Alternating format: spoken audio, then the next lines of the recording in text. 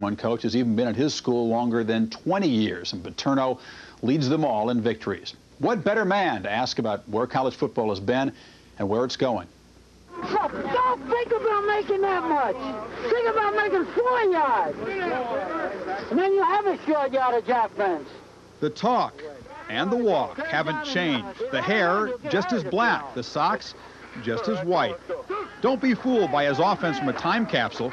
Paterno is a progressive thinker who was calling for a postseason playoff and pushing for an Eastern Super Conference a decade ago.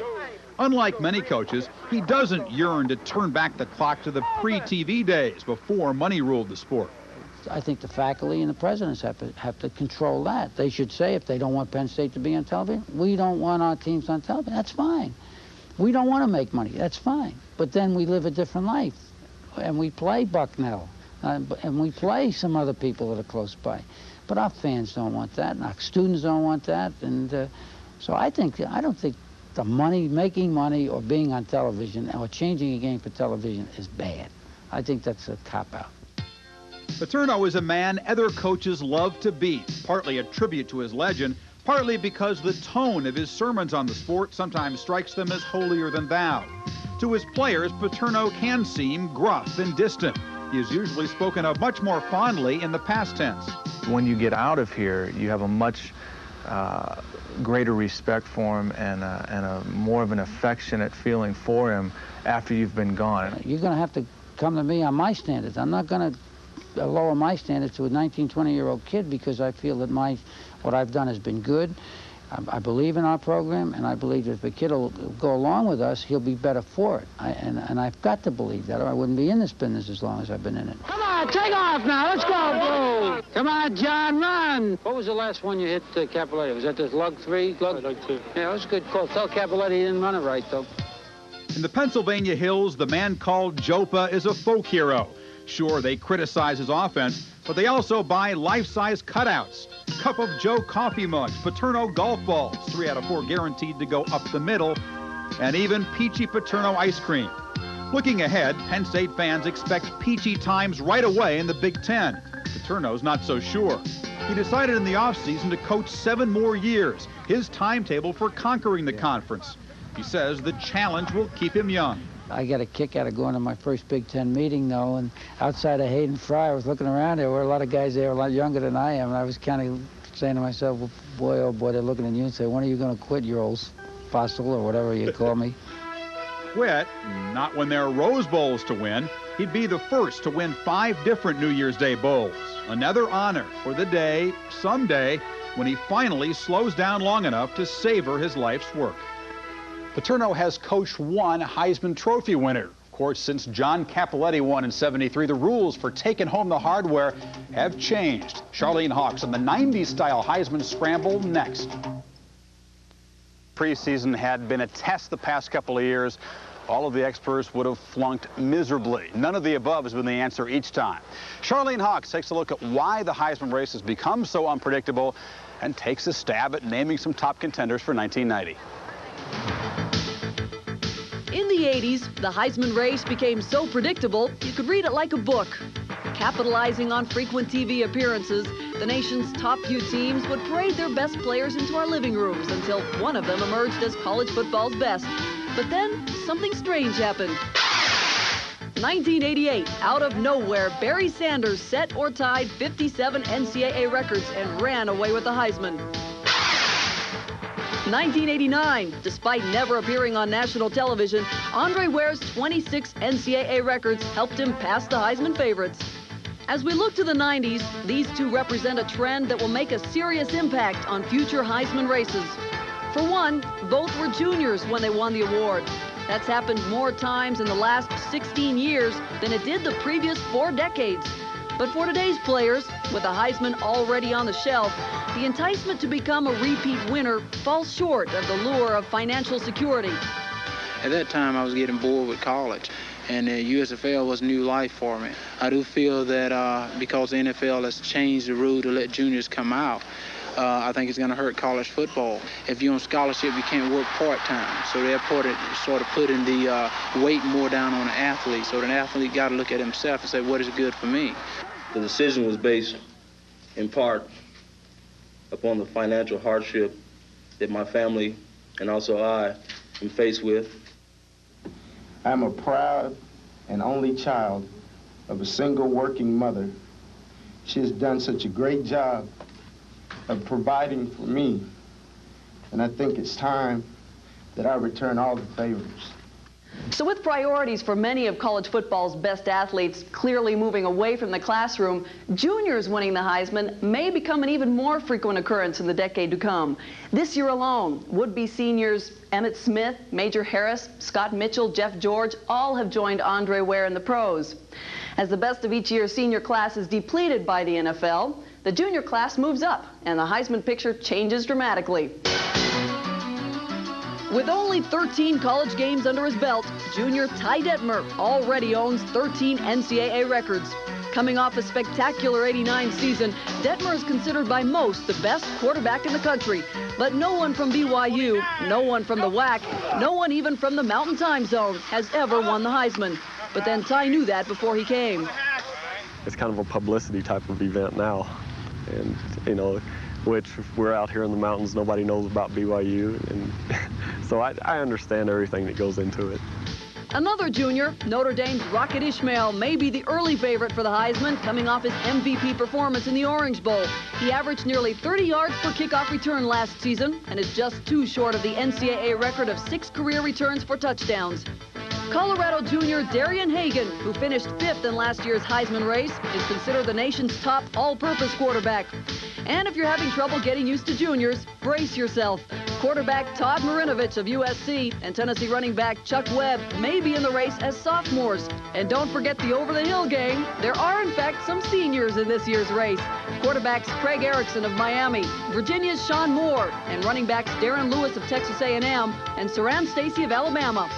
And if recent history tells us anything, by December, we may have discovered a whole new crop of candidates who write a surprise ending to the Heisman Book of the... And Craig have a stunning arsenal of offensive weapons to wield. They'll pass plenty, but also look for the Canes to unleash a stronger ground game. Of course, when you think of Miami, there are 2 words which should immediately come to mind. Notre Dame. Lou Holtz says this is his most talented squad ever. Watch for the return of '88 All-American Michael Stonebreaker after a year off, and an offense built on the skills of triple threat Rocket Ismail. The date to circle, October 20th, South Bend Showdown with Miami, the finale of the '80s greatest series. And don't forget the Seminoles of Bobby Bowden, who needs just 5 wins to reach career number 200. Florida State faces its softest schedule in years, but their season will depend on 2 huge October road tests, Auburn and Miami, with a week off in between. Studying up on the Big Ten is pretty simple this year. When they ask you your impression of the conference powers, start your essay with defense and you'll be right on track. At Michigan, Bo didn't exactly leave the cupboard bare, especially in the defensive secondary. This quartet stops the pass and is extremely effective in run support as well. They'll have to be, as Michigan tries to become the first team to ever three-peat as Big Ten champs. In Champaign, John Makovic's Illinois defense is being touted as the nation's toughest. Experience is everywhere, and the line boasts Outland Trophy runner-up Mo Gardner. The rising force in the Big Ten may be Ohio State. The Buckeyes have 2 big advantages. Quarterback Greg Fry was the conference's top-rated passer in '89 and returns for 1990. And the Buckeyes face both Illinois and Michigan in Columbus. The SEC is by no means a quick study. In fact, this conference has more balance and depth than any other in college football. Auburn, with a decade-long tradition for tough defense, is expected to be equally impenetrable this year and confident that they can win their 4th straight SEC title. Tennessee's runaway train, Chuck Webb, exploded on the field last year as a redshirt freshman, rushing for over 1,000 yards. Meanwhile, Alabama is loaded offensively. Quarterback Gary Hollingsworth spent last season breaking most of the single-season passing records in Alabama record books, despite being hurt early in the year. He's back and he's healthy. Think of the ACC as a horse race. Clemson, with Ken Hatfield taking over from Danny Ford, has the conference's best defense. The Tigers are loaded at outside linebacker, where John Johnson, LaVon Kirkland, and Wayne Simmons comprise the league's most dominating trio. The other team figuring to be neck and neck at the end is Virginia. Quarterback Sean Moore is a mobile, big play passer, and he has big play weapons returning, including wideout Herman Moore. The two teams meet in an early season game in Charlottesville when UVA will try to break a 29-game losing streak against the Tigers. Cram as you might on the Pac-10, this league is going to be tough to figure. The key word, though, might be quarterbacks. The favorite has to be USC. The reason, quite simply, is sophomore quarterback Todd Marinovich. He led the team to a Rose Bowl victory a year ago. Marinovich will have to be even more productive against an extremely tough schedule. At UCLA, quarterback was Terry Donahue's biggest problem of the preseason. Todd Marinovich's high school rival Brett Johnson quit the team August 22nd, having been assigned backup duties. The Bruins will be led by relatively untested junior Jim Bonds. According to many preseason publications, the conference's best quarterback may be Paul Justin at Arizona State. The 6'5" senior is being projected as a top pro draft pick. Now in the Big 8, make sure you get the 1990 Cliff Notes edition because there's been a major rewrite. It used to be the Big 2, but not anymore. Now it's the Big 3. This year, the Buffaloes are out to prove their Cinderella year was no flash flood. They have a good shot at the conference title. Heisman candidate quarterback Darian Hagan will see to that. Last year, Hagan became only the 6th player in NCAA history to both run and pass for more than 1,000 yards in the same season. Just remember the date, November 3rd. That's when the Buffaloes travel to Nebraska, where the conference title will more than likely be decided. 3 yards in a cloud of dust? That's always been the catchphrase of the Southwest Conference. But change has arrived before the proverbial cold day in hell. Although Jack Pardee is here coaching the Houston Oilers, the true mastermind of his offense is back at the University of Houston. John Jenkins may have lost the services of quarterback Andre Ware, but he's certain his system is foolproof and that less experienced David Klingler will produce prolific numbers. At least one other conference favorite still believes in the run. Texas A&M returns an experienced offensive line in front of the conference's best running tandem in Darren Lewis and Robert Wilson. New Arkansas head coach Jack Crow is looking for triple threat quarterback Quinn Grovey to throw more and supplant Andre Ware as Southwest Conference top gun. The Hogs are hoping to close out their stay in the Southwest Conference with a 3rd straight title before high-stepping it to the SEC in 1991. There it is, our quick study on the 1990 season. But wait, class isn't out just yet. The professor has arrived, Beano Cook, with his lesson on the national championship race for 1990. Now, Beano, 2 years ago you picked West Virginia. Good pick, bold pick. The Mountaineers played for it all but lost. Last year it was Arkansas. The Hogs finished at 10-2. This season, it would seem that Miami would be the obvious choice to win it all. That's the easy choice, and I never make the easy choice. Besides, Miami's going to lose at Notre Dame. Well, what about the Irish then? Is Lou Holtz going to win it all? Notre Dame has the best material, but they're going to either lose at Tennessee or at USC. So it's not the Irish. What about Florida State? Is this finally the year for Bobby Bowden? I would like to see Bobby win it, but he's going to lose at Auburn. What about Pat Dye's team? Are they a contender? Auburn, too tough of a conference. I don't think they can do it. All right, Beano, I'm stumped. Who's it going to be? Who was the #1 team in 1990? Well, I lost look at the schedule. Ohio State. Ohio State plays Michigan in Columbus, USC in Columbus, Illinois in Columbus, and they don't have to play Michigan State anywhere. It's going to be Ohio State for the national title. Great offense, suspect defense. Some would say this is just a cheap play by Mr. Cook so he can dot the I and script Ohio at halftime. Chris, Bob Hope dots the I, Beano Cook will someday. Okay, Beano, if this works out, you are indeed a genius. You heard what Beano says. Here's what some of the other experts believe will be the #1 college football team for 1990. Could play in the NFL right now.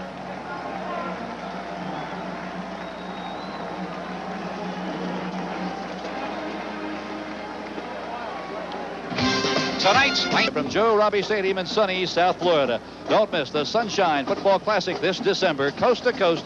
The best quarter, Todd Marinovich, playing well. Finds Scott Lockwood out of the backfield over the middle, and Lockwood bulls his way in for a 12-yard touchdown and a 7-0 Trojans lead. Now to the second quarter. Watch Marinovich picking up the blitz, calmly flips it out to Ricky Irvins. He breaks some tackles, makes some nice moves, and scampers in for a 14-3 USC lead. And McPherson saying, oh, yeah, we saw that on film. Second quarter, Marvin Graves. He's the redshirt freshman quarterback for Syracuse, and picking up the Trojan blitz, hits David Walker, cuts it upfield, makes some nice moves, rumbles 32 yards, and suddenly that Trojan lead down to 14-10. But in the third quarter, Ken Hawkins is back to punt. Calvin Holmes storms in there, blocks the punt, and picks it up, takes it in for an apparent touchdown, but clipping was called. They called it back, but would not matter. Just gave Marinovich another chance, and he took advantage. He hooked up with his man tonight was Gary Wellman. Finds him over the middle deep. This covers 48 yards, 24-13 USC out in front, and Southern Cal beating Syracuse 34-16 in the Kickoff Classic. And in their first ever meeting with the Cowboys of Wyoming, the Owls entered the game a 16-point underdog and looking to reverse last year's 1-10 finish. Let's check the score, shall we? And as we see, no such luck in the opener. They lose to Wyoming 38-23. They did, however, lead at 1 point in this game. And it's off to Morgantown, where West Virginia opened their schedule against Kent State. Number 33, that's John Jones, ran for a 32-yard touchdown, the first time ever touching the ball. And Mountaineers also got 98 yards from Garrett Ford, who takes this one 50-plus down the right sideline for 6. The final score, West Virginia 35, Kent State 24. And already a controversial call. 8th-ranked Nebraska led by only 6 late in their game with Baylor when Scotty Baldwin flew over the goal line and lost the ball. The officials ruled it 6, and the Huskers prevailed 13-zip. Texas A&M's Lance Pavlos hooked up with Derek Ware from 5 yards out, and the Aggie defense held Hawaii to only 4 yards rushing in a 28-13 win over the Rainbows. Swerve and Curvin Richards ran for 119 yards and a score, as 17th-ranked Pitt made head coach Paul Hackett a winner in his first regular season game with a 35-3 victory over Ohio. Number 9, Tennessee cruised to its first win of the year. Clemson played Long Beach State, and the obvious question is why. Sean Moore passed for 3 scores and ran for another in a Virginia rout. Number 16, Brigham Young is taking on Texas El Paso.